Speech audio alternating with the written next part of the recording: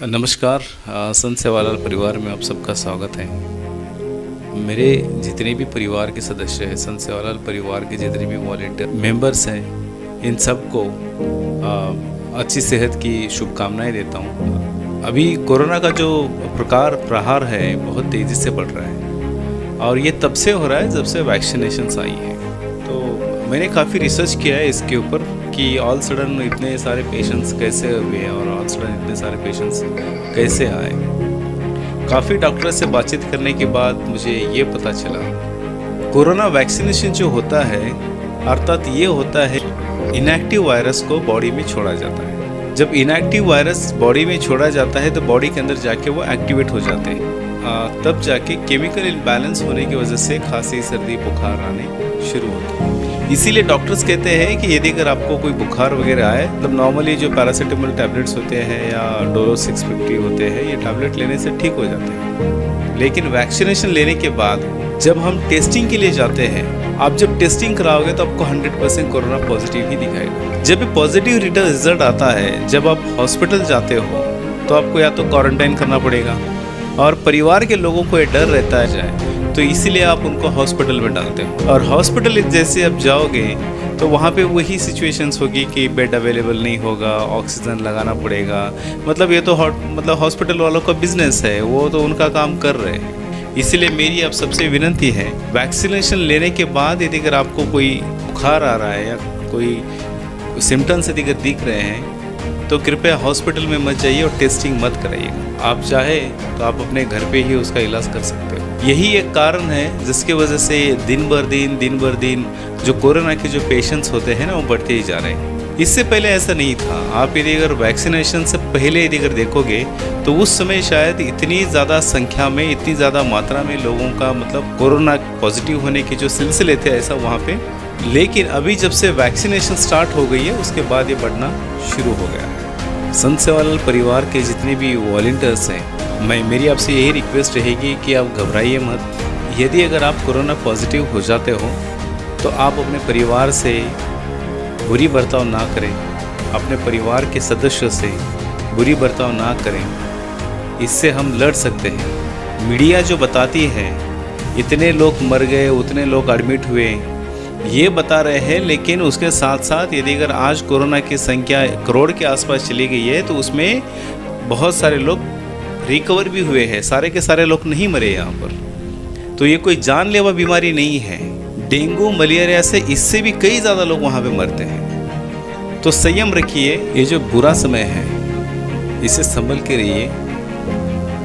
आप mask use कीजिए, sanitiser use कीजिए। जहाँ पे भीड़ भाड़ का इलाका हो उससे परहेज़ कीजिएगा। वैसे इलाके में न जाने की प्रयास कीजिए और घबराइए मत। ये कोई जानलेवा बीमारी नहीं है। संत सेवालाल परिवार के जितने भी मेंबर्स हैं, हमने एक नया प्रकल्प अभी स्टार्ट किया है जिससे सभी वॉलंटियर्स और मेंबर्स इन सब को कोरोना के जो प्रिवेंटिव टैबलेट्स होते हैं या इम्यूनिटी बूस्टर जो होते हैं वो देने का हमने निर्णय लिया है।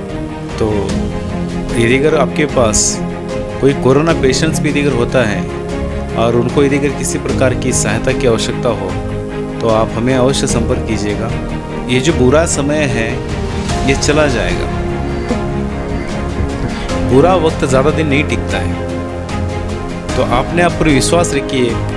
संकट का सामना आत्महत्या कोरोना का कोई इलाज नहीं है। हमने देखे हैं इस कोरोना में हमने बहुत सारे हमारे जो मित्र हैं उनको खोया है।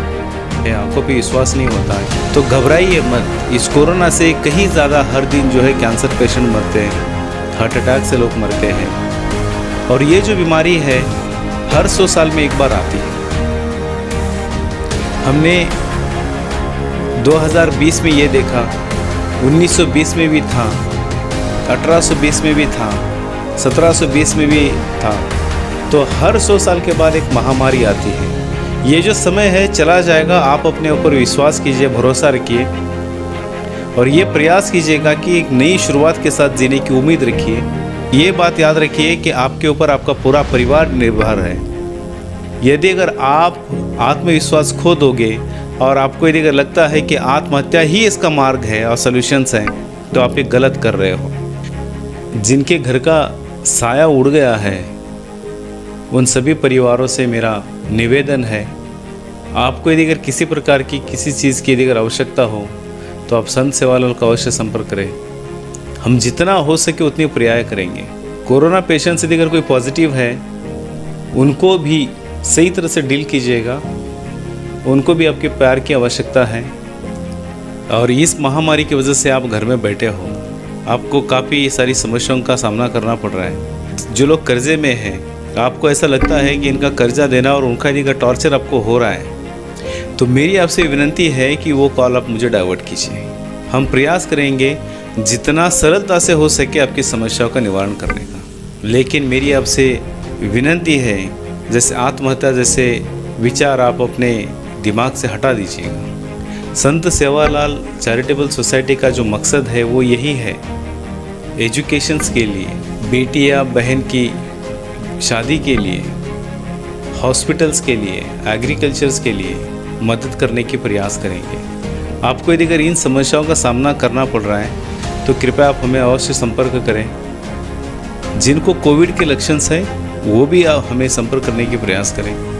हम कोशिश करेंगे जितना जल्द हो सके आपके पास दवाई पहुंचाने का।